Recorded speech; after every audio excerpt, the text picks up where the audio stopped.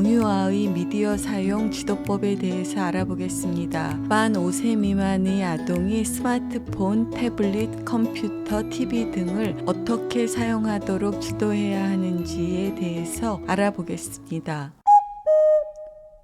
미디어의 긍정적 효과입니다. 세사미 스트리트와 같은 양질의 텔레비전 프로그램은 3세에서 5세 어린이의 인지, 독해, 사회성 등을 향상시켰다고 보고되고 있습니다. 또한 각국에서는 아동의 건강과 발달에 관련된 사항들을 다루는 양질의 프로그램들이 계속 제작되고 있고, 이러한 양질의 프로그램을 통해서 아이들의 비만을 예방하거나 어려운 일이 있을 때 포기하지 않고 회복력을 갖는 등의 아동의 발달 관련에 도움을 줄 수 있는 양질의 프로그램들이 제작되고 있습니다. 미디어의 긍정적인 효과로는 조기 학습을 할 수 있다는 것, 그리고 새로운 아이디어와 지식에 쉽게 그리고 빨리 노출될 수 있다는 것입니다. 또한 이러한 미디어를 통해서 본인이 가보지 않고 보지 않은 사람들과의 사회적 접촉이 가능하고 많이 할 수 있다는 것입니다. 그리고 조금 전에 말씀드린 것처럼 비만이나 회복 탄력성 등에 대한 양질의 건강 정보에 접근할 수 있는 기회를 미디어를 통해서 얻을 수 있습니다. 이러한 것들이 미디어의 긍정적인 효과라고 할 수 있습니다. 예를 들면 이와 같은 교육용 터치 스크린을 사용하면 만 15개월부터 아이들이 새로운 단어를 습득할 수 있습니다. 그런데 한 가지 제한점은 이와 같은 터치 스크린, 미디어를 통해서 습득한 지식은 아기가 실생활에서 사용하는데 어려움이 있을 수 있다는 것입니다. 또한 이와 같은 실험은 연구용 특수 앱을 사용했다는 점에 유의하여 판단하여야 합니다. 이번에는 미디어의 부정적인 효과입니다. 미디어에 장기 노출됐을 때 어린이의 비만이 증가하다는 보고들이 있습니다. 특히 취약 전 아이들이 미디어에 많이 노출되면 비만의 위험도가 증가되는데, 이것은 미디어를 통해서 음식의 광고에 노출돼서 더 많이 먹을 수 있고, 미디어 노출, 예를 들면 텔레비전을 보는 중에는 포만감을 덜 느끼고 과자 등의 간식을 더 많이 먹을 수가 있기 때문에 비만이 증가하는 것으로 보고되고 있습니다. 또 하나는 유아기의 아이들이 장시간 미디어에 노출되고, 또한 침실에 텔레비전, 컴퓨터 또는 모바일 장치가 있으면 수면 시간이 단축되는 것으로 보고되고 있습니다. 영유아기의 중요한 사항 중에 하나가 충분히 자고 충분히 운동하고 노는 것인데, 이와 같이 미디어에 일찍 그리고 오랫동안 장기 노출됐을 때 수면의 단축이 올 수 있습니다.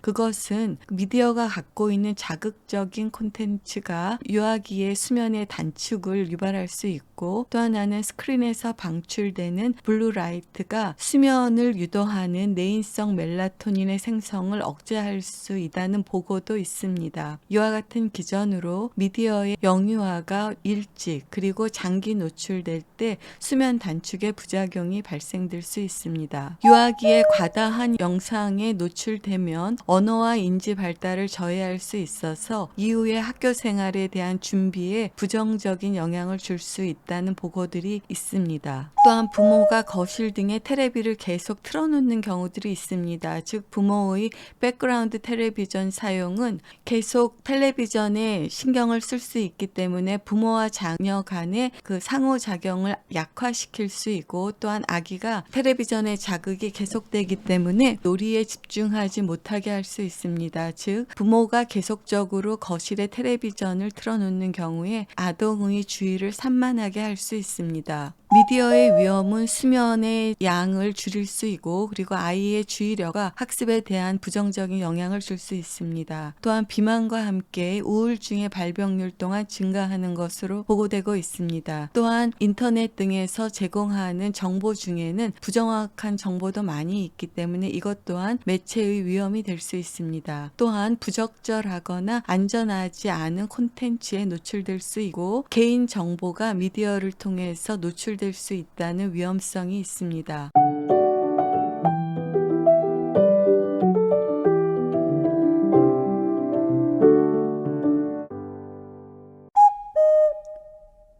미디어를 안전하게 잘 사용할 수 있는 법에 대해서 알아보겠습니다. 어려운 과제를 포기하지 않고 지속한다거나 본인의 충동을 조절하고 감정을 조절하고 창의적이고 유연한 사고 등을 하는 이와 같은 상급의 사고력과 실행 기술의 발달을 위해서는 디지털 매체가 아닌 구조화되지 않은 실제의 놀이를 통해서 이와 같은 고급 사고력과 실행 기술이 발달할 수 있고, 또한 부모가 적절하게 반응하는 부모 자녀의 상호작용을 통해서 5세 미만의 아동들의 사고력과 실행 기능이 가장 잘 발달할 수 있습니다. 따라서 미디어를 안전하게 사용하는 방법 중에는 적어도 한 공간에서는 미디어를 사용할 수 없는 공간을 만드는 것입니다. 또한 미디어를 사용하지 않는 시간을 정해놓는 것인데, 가족의 식사 시간 그리고 잠자기 1시간 전부터는 미디어를 사용하지 않고 부모와 자녀와의 놀이 시간에는 미디어를 사용하지 않는 시간으로 만들어 놓는 것입니다. 따라서 영유아기의 아동은 충분히 자고 충분한 운동과 놀이를 하고 책을 읽고 그리고 놀이를 통해서 사회적인 상호작용을 하여야 하는 것이 가장 중요한 과제인데, 이러한 일들이 미디어에 의해서 방해받지 않도록 하는 것입니다. 따라서 침실이나 식사 시간 그리고 부모와 자녀의 놀이 시간에는 미디어를 사용하지 않도록 하고, 이것을 위해서 부모도 이러한 시간 동안에는 휴대전화의 방해금지 옵션 등을 설정할 수 있습니다. 부모가 미디어를 많이 사용하면 아동이 그것을 보고 미디어를 많이 사용할 수 있는 습관을 줄 수 있기 때문에 부모의 미디어 사용은 아동의 미디어 사용 습관에 강력한 영향을 줍니다. 따라서 부모의 미디어 사용도 줄이고 그 남은 시간에 부모와 자녀의 상호작용을 강화하도록 합니다. 부모가 모바일 장치를 많이 사용하면 부모와 자녀 간의 상호작용이 감소할 수 있고, 이를 통해서 긴밀한 관계가 형성되지 않기 때문에 부모와 자녀의 갈등이 더 많이 발생할 수 있다고 보고되고 있습니다. 또한 5세 미만의 아동에서 아기가 미디어를 사용할 때 아동 혼자 미디어를 사용하지 않도록 하고 부모가 아이들과 함께 시청하도록 하고, 시청했었던 그 내용을 부모가 다시 알려주는 것이 슬기로운 미디어 노출법이 되겠습니다. 전자책 등을 이용할 수가 있는데, 부모가 전자책을 사용할 때도 마치 이것이 인쇄책인 것처럼 아이와 상호작용하면서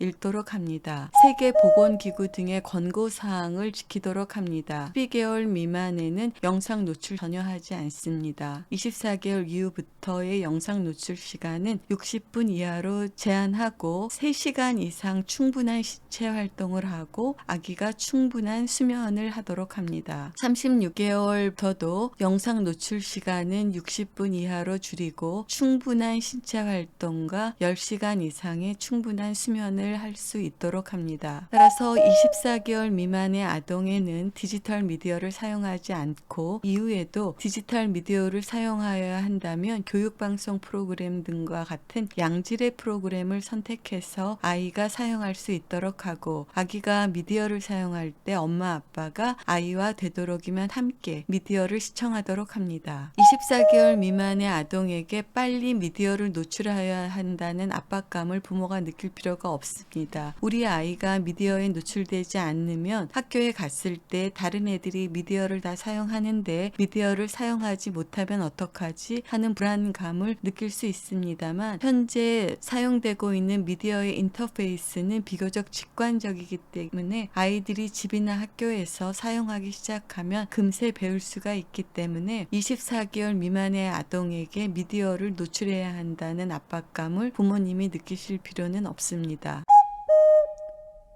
오늘은 미디어의 긍정적인 효과와 미디어의 부정적인 효과에 대해서 알아보았습니다. 또한 미디어의 현명한 사용 방법에 대해서 알아보았습니다. 24개월 미만의 어린이에게는 디지털 미디어를 사용하지 않고, 디지털 미디어를 사용할 때는 교육방송 프로그램 등과 같은 양질의 프로그램을 선택하고, 되도록이면 아이와 함께 미디어를 이용하고 미디어에서 보았던 내용을 부모가 다시 한번 알려주도록 합니다. 경청해 주셔서 감사합니다.